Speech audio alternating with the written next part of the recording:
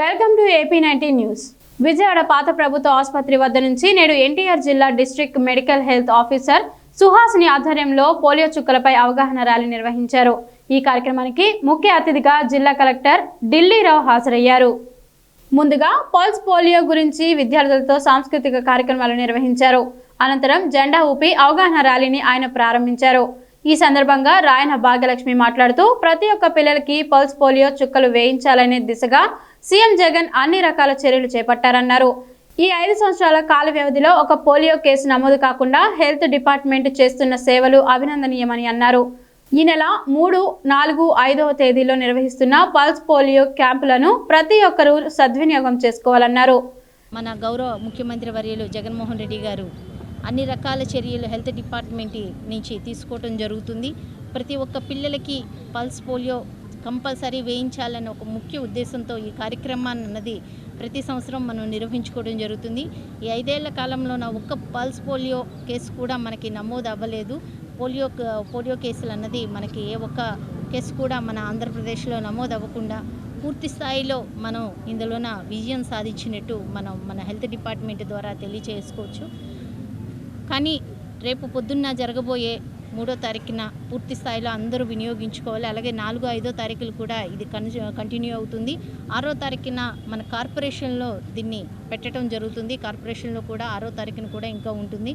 ఎవరైనా మిస్ అయి ఉంటే ఈ 4 డేస్ పూర్తిగా వినియోగించుకొని పిల్లలకి పూర్తిగా పల్స్ పోలియో చుక్కలు వేయించుకునే విధంగా పేరెంట్స్ అందరూ దీన్ని వినియోగించుకోవాల్సిందిగా కోరుకుంటున్నాను.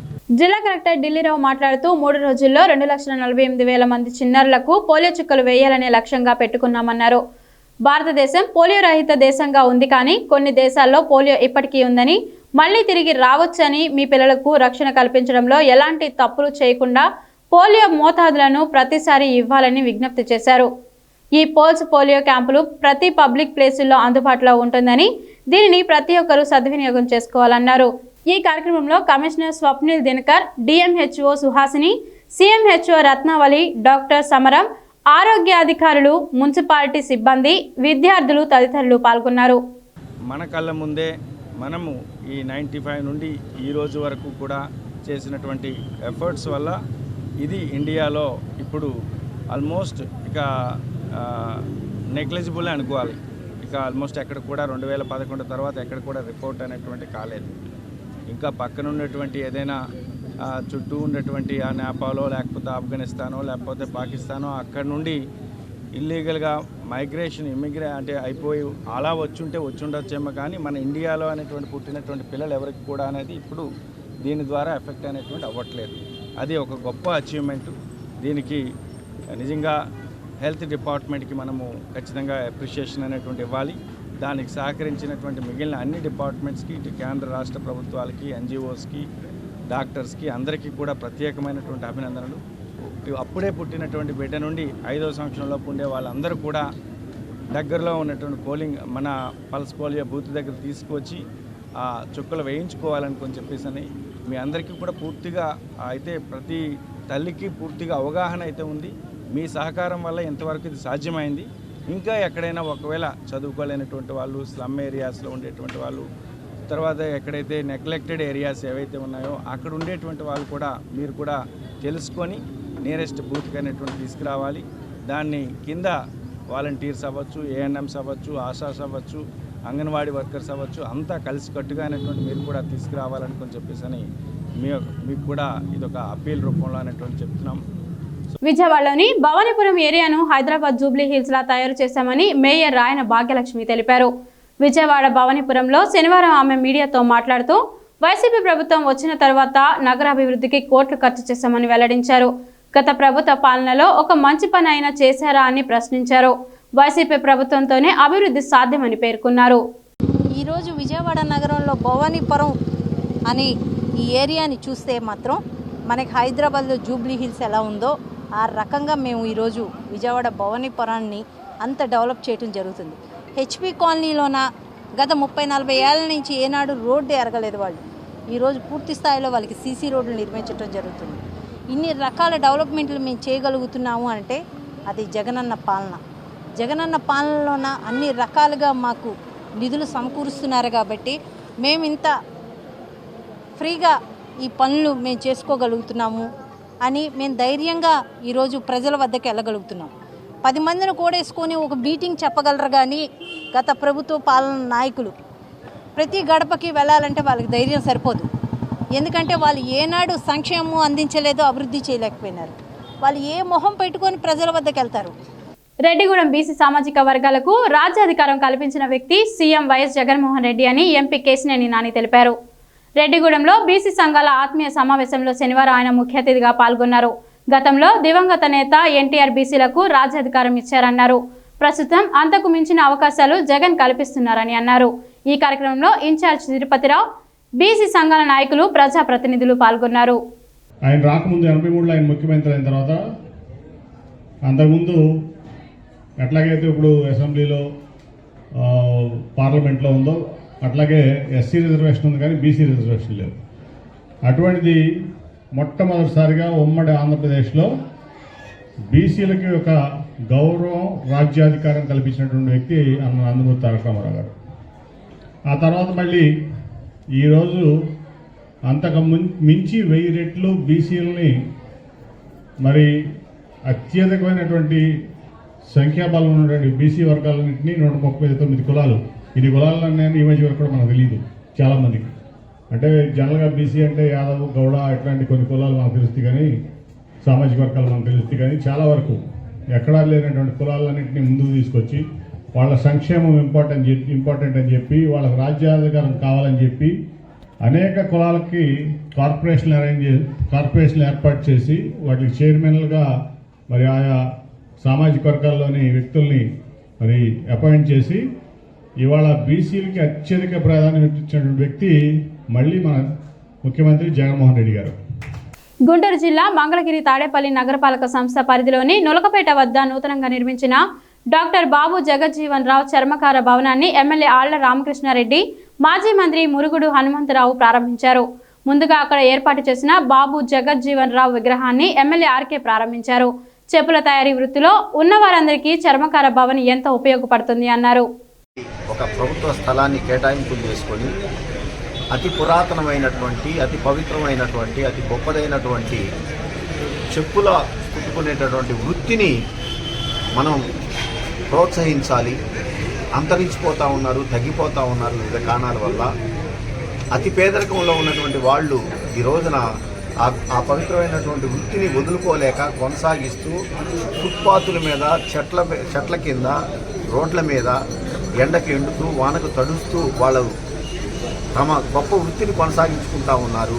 వాళ్ళకు ఒక నీడను కల్పించాలి, వాళ్ళ పవిత్రమైన వృత్తికి ఒక అర్థాన్ని తీసుకురావాలని చెప్పి ఇవాళ డాక్టర్ బాబు జగజ్జీవన్ రావు గారి పేరు మీద ఇక్కడ ఒక వాణిజ్య సముదాయాన్ని ఏర్పాటు చేసుకోవడం జరిగింది.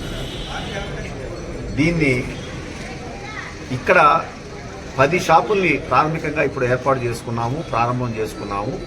రాబోయే రోజుల్లో డబుల్ స్టోరీగా ఇంకొక 10 షాపులు దీని మీద మేము నిర్మాణానికి కూడా ప్రణాళికలు చేసుకొని ఉన్నాము. అంటే మొత్తం 20 షాపుల్ని మేము రాబోయే రోజుల్లో, ఈ 10 ఇప్పుడు అందుబాటులోకి వచ్చేసేస్తే వెంటనే రాబోయే రోజుల్లో ఇంకో 10 షాపులు కూడా నిర్మాణం పూర్తి చేస్తామని చెప్పి తెలియజేసుకుంటూ, కృష్ణా జిల్లా పామరు వేదికగా ఈ నెల 7వ తేదీ నుంచి ప్రారంభం కానున్న నారా చంద్రబాబు ప్రజాగళం ప్రారంభోత్సవ ఏర్పాట్లను TDP polit bureau member Kollu Ravindra పరిశీలించారు.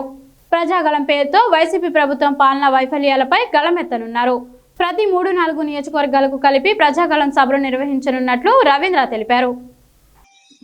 ప్రతి ఒక్క వర్గాలకు ఈ ప్రజాగళం ద్వారా వాళ్ళ సమస్యలు తెలుసుకోవాలి, ఆ సమస్యలు పరిష్కారం చేసుకునే దానికోసం కావాల్సినటువంటి ఆలోచనలు వాళ్ళ నుంచే తీసుకోవాలనే ఉద్దేశంతో ఈ ప్రజాగళం కార్యక్రమాన్ని ప్రతి 3-4 నియోజకవర్గాలకి ఒక ప్రాంతంలో పెట్టాలని చెప్పి చంద్రబాబు నాయుడు గారు డిసైడ్ చేసి మరి 7వ తారీఖున పామర్ వస్తా ఉన్నారు.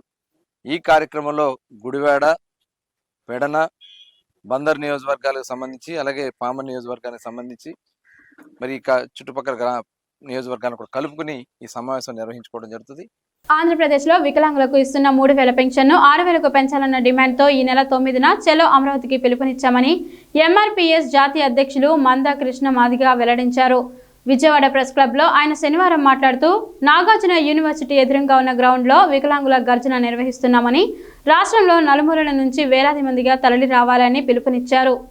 ఆంధ్రప్రదేశ్లో ఉండబడే వికలాంగుల సమాజానికి ప్రస్తుతం ఇస్తున్న 3,000 రూపాయల పెన్షన్ నుంచి 6,000 వరకు పెంచాలనే డిమాండ్తో ఈ నెల 9న చెలో అమరావతికి పిలుపునిచ్చాం. నాగార్జున యూనివర్సిటీ ఎదురుగుండబడే గ్రౌండ్లో వికలాంగుల గర్జన నిర్వహించబోతున్నాం. తేదేపా క్రమశిక్షణ సంఘం సభ్యులు కీర్తిశేషులు బచ్చుల అర్జునులు తెలుగుదేశం పార్టీ అభివృద్ధికి అహర్నిశలు శ్రమించారని మాజీ మంత్రి కొల్లు రవీంద్ర అన్నారు. మచిలీపట్నం టీడీపీ కార్యాలయంలో బచ్చుల అర్జునులు ప్రథమ వర్ధంతిని శనివారం నిర్వహించారు.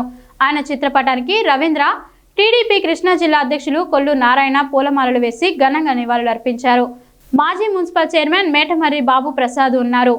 అలాగే మాజీ శాసన మండలి సభ్యులు బచ్చుల అర్జునుడు గారి ప్రథమ వర్ధంతి సందర్భంగా ఈరోజు మచిలీపట్నం తెలుగుదేశం పార్టీ కార్యాలయంలో ఆయన చిత్రపటానికి పూలమాలలు వేసుకుని నివాళులర్పించుకోవడం జరిగింది. చాలా తెలుగుదేశం పార్టీ కోసం నిబద్ధతగా దాదాపు ఒక కార్యకర్త స్థాయి నుంచి ఆయన పనిచేసి ఇక్కడ మచిలీపట్నం టౌన్ సెక్రటరీగా, మరి అదేవిధంగా జిల్లా తెలుగుదేశం పార్టీ అధ్యక్షుడిగా, జాతీయ తెలుగుదేశం పార్టీ క్రమశిక్షణ సంఘం అధ్యక్షుడిగా కూడా అనేక పదవులు ఆయన అలంకరించడం జరిగింది. నిరంతరం ప్రజలతో ఉంటూ ప్రజా సమస్యల కోసం మరి అనేక కష్టకాలాల్లో కూడా తెలుగుదేశం పార్టీకి ఏ రోజు కూడా వదిలిపెట్టకుండా ఉన్నటువంటి వ్యక్తి మరి అకాల మరణం చెందడం చాలా దురదృష్టకరం. ఖచ్చితంగా ఆయన గన్నవరం నియోజకవర్గం నుంచి మరి ఇన్ఛార్జిగా ఉన్నారు. ఖచ్చితంగా అక్కడి నుంచి పోటీ చేస్తారని చెప్పి మేము అందరూ కూడా భావించాం. కానీ ఈలోపే ఆయనకి హార్ట్ అటాక్ రావడం, చనిపోవడం జరిగింది. మరి నిజంగా ఆయనకి ఘనమైన నివాళులు అర్పిస్తూ అలాగే వారి కుటుంబ సభ్యులకి నా ప్రగాఢ సానుభూతిని తెలియజేస్తాం. గుంటూరు జిల్లా పొన్నూరులోని సోషల్ వెల్ఫేర్ పాఠశాలలో శనివారం ఉపాధ్యాయుడు విద్యార్థుల పట్ల అసభ్యంగా ప్రవర్తించాడని తల్లిదండ్రులు ఆందోళన చేపట్టారు. సమాచారం తెలుసుకున్న పొన్నూరు ఎంఈఓ శోభాచంద్ అర్బన్ ఎస్ఐ మూర్తి పాఠశాలకు చేరుకొని తల్లిదండ్రులను విచారించి ఫిర్యాదు చేస్తే ఉపాధ్యాయుడిపై చట్టపరమైన చర్యలు తీసుకుంటామని పేర్కొన్నారు. గతంలో కూడా ఉపాధ్యాయుడిపై పలు ఫిర్యాదులు అందాయని ఎంఈఓ మీడియాకు తెలిపారు.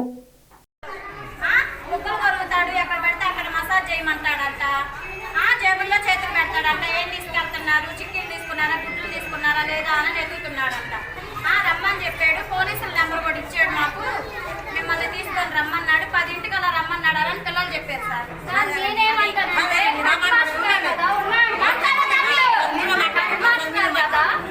పేరెంట్స్ కమిటీ నెంబర్ ఆయన దగ్గర ఉండింది. ప్రతి దానికి ఫోన్ చేస్తాను. మా పిల్లలు వచ్చి మీకు చెప్పినప్పుడు మమ్మల్ని పిలవచ్చు కదా. నేను అది అడుగుతున్నాను. ఏం చేయకపోతే పసిపిల్లలు ఎందుకు చెబుతారు? వీళ్ళు ఎందుకు వస్తారు? మిసెస్ ఉండేది ఏంటయ్యా? నీ ఉద్యోగం నువ్వు చేసుకుంటావు. ఆమె ఎందుకు నీకు? మీ మిసెస్ నువ్వు ఇంట్లో మీరుండండి. మీరు మీ ఫ్యామిలీ మీరు ఉండండి ఇంట్లో. ఏడుకెందుకు ఆమె?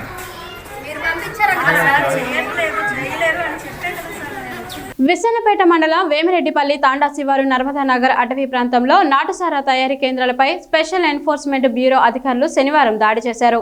గ్రామానికి చెందిన బాణవతి రమేష్, అతని భార్య కల్పన ఇరువురి వద్ద నుండి 10 లీటర్ల నాటుసారా స్వాధీనం చేసుకున్నట్లు ఎస్ఈబి తిరువూరు సిఐ అశోక్ తెలిపారు.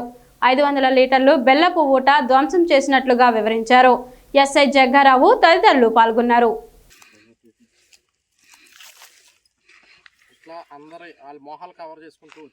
తిరువూరు ఎస్ఈబి స్టేషన్ పరిధిలో గల విస్సనపేట మండలం అట్లాగా వేమిరెడ్డిపల్లి తాండాలో ఈ విధంగా మరి ఈ అటవీ ప్రాంతంలో నాటు సారాయిని కాస్తూ భార్యాభర్తలు ఇద్దరు కూడా పట్టుపడడం జరిగింది. ఈ విధంగా వీళ్ళు ఈ అటవీ ప్రాంతంలో సారా కాస్తూ అక్కడ కాసిన సారాన్ని కూడా అక్కడ పెట్టడం జరిగింది. ఈ పరిసర ప్రాంతాల్లో వీరు బెల్లపోట్లు కూడా వేయడం జరిగింది.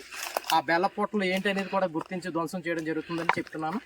బాపట్ల జిల్లా కర్లపాలెం మండలంలో శనివారం జరిగిన వివాదంలో ఓ వ్యక్తి మృతి చెందిన సంఘటన కలకలం రేపుతుంది.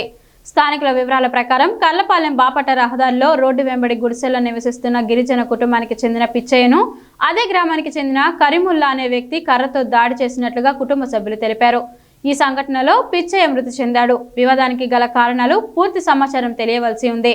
కాగా పిచ్చయ్యను హత్య చేసిన వ్యక్తిని వెంటనే శిక్షించాలని గిరిజన సంఘ నాయకులు పోలీసులకు ఫిర్యాదు చేశారు. పోలీసులు మృతదేహాన్ని వైద్యశాలకు తరలించి కేసు నమోదు చేసి దర్యాప్తు చేస్తున్నారు.